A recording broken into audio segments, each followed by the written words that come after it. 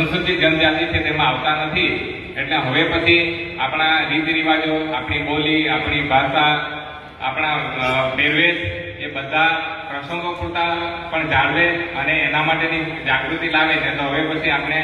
આપણી એસટી કેટેગરીમાંથી નીકળી જઈશું. એટલે એના માટે બધા સજાગ રહે અને એ આપણી સંસ્કૃતિ એને જાળવવાનો પ્રયત્ન કરે. ધન્યવાદ.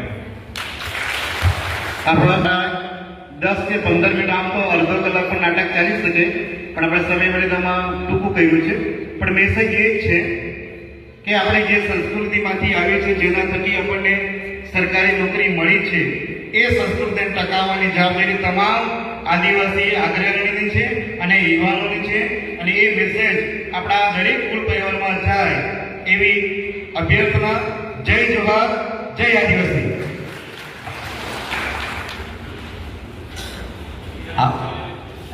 આપણને જે હરીશભાઈ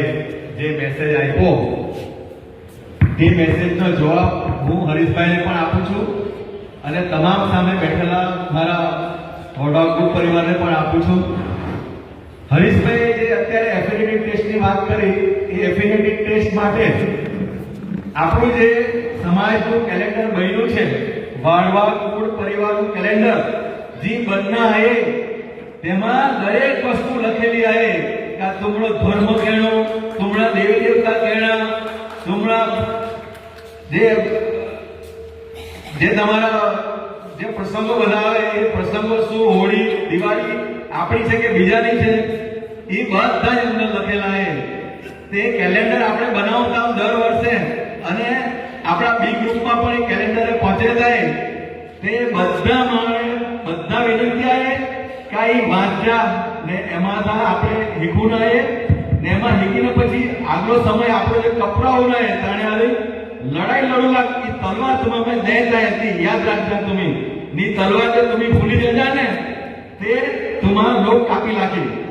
એટલે ઈ તલવાર આપણે હાથમાં રાખીને આ કેલેન્ડરમાં તલવાર સહ તમને આનું લખેલા છે. ઓલા આખીને મેં પૂરા કરતા.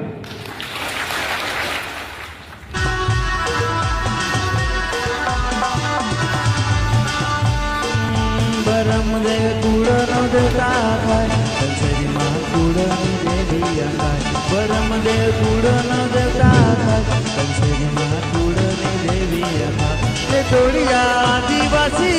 થાય, ગણપતિયા આદિવાસી થાય, વારણી આદિવાસી.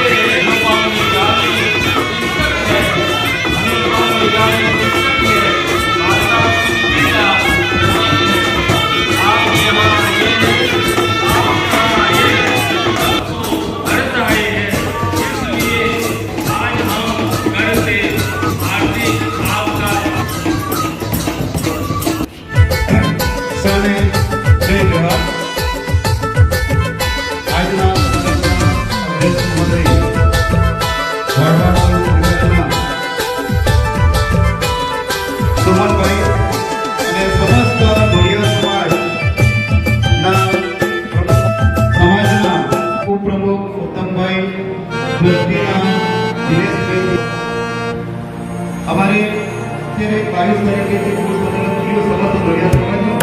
કોઈ એ યુવાને મારે ગયા વર્ષે લગભગ થઈ 2 વર્ષ પહેલા થઈ અને એનું જીવન જાણ્યું કે જે કાયમી કેટલી ઉમેરનો વ્યક્તિ આજે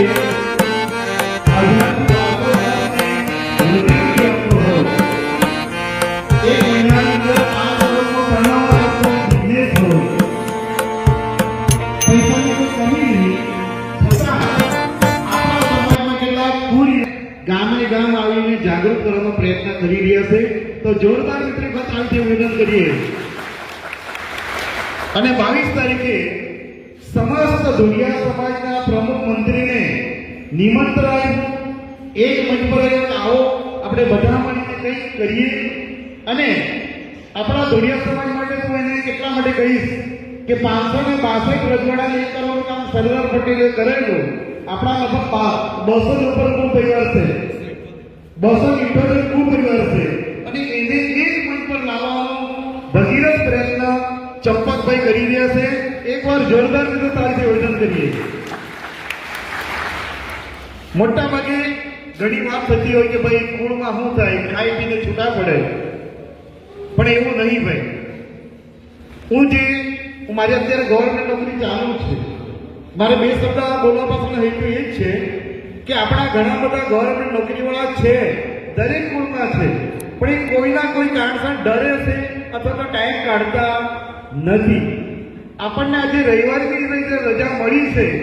એ ઇતિહાસ શિક્ષિત લોકોને ખબર નહીં રવિવારની રજા એટલે આપણને કપડાં ધોવા માટે કે ગાર્ડનમાં ફરવા માટેની રજા નહીં મળી આ રવિવારની રજા મેળવવા માટે 7 વર્ષ સુધી લડત કરવી પડી કેટલા વર્ષ સુધી 7 વર્ષ સુધી લડત કરવી પડી અને અંતે આપણને સફળતા મળી એમાં ઘણા લોકોએ માર ખાધો ઘણા જીવ ગુમાવ્યો અને છતાં અંગ્રેજીની સામે એને રજા મેળવી કે ભાઈ અમે પણ સમાજના વ્યક્તિઓ છે અમે પણ સમાજનું કંઈ કામ કરવા માંગીએ છીએ અને એટલા માટે મજૂર લોકોએ આગળ મજૂર લોકોની કોઈ રજા નહોતી રહેતી 8 દિવસ કામ કરવું પડતું હતું અને 8 દિવસ કામ કરતા એને પોતાના સમાજનું કામ ક્યારે કરશે અને એટલા માટે નારાયણ નામના એક વ્યક્તિએ 7 વર્ષ સુધી આંદોલન ચલાવ્યું અને મજૂરો માટે એને રજા માંગી અને એની સાથે તમામ નોકરીયાળાઓને રજા આપી એ માત્ર ગાર્ડનમાં ફરવા માટે કે ઘરના છોકરાને લઈ જવા માટે નહીં પણ સમાજ માટે તમે કંઈક કામ કરો અને અમે છે તો સારા સંદેશો મળે એ માટે રજા મિત્રો આપેલી છે અને એ રજાનો ઉપયોગ આપણા શિક્ષિત વર્ગ નહીં કરી શકે એને મને એક રજ છે સાથે બીજી વાત કે કેટલાક લોકો બીએ છે કે જાહેર સ્ટેજ પર કોઈ સરકારની વિરુદ્ધમાં બોલશું તમને આ થશે તે થશે મિત્રો આપણને બંધારણની રીતે વાણી સ્વતંત્રનો હક આપેલો છે એમાં માટે સાચી વાત કોઈ પણ સ્ટેજ પર રજૂ કરી શકીએ છીએ એમાં કોઈને એનો બંધન નથી એટલે હું એક શિક્ષક તરીકે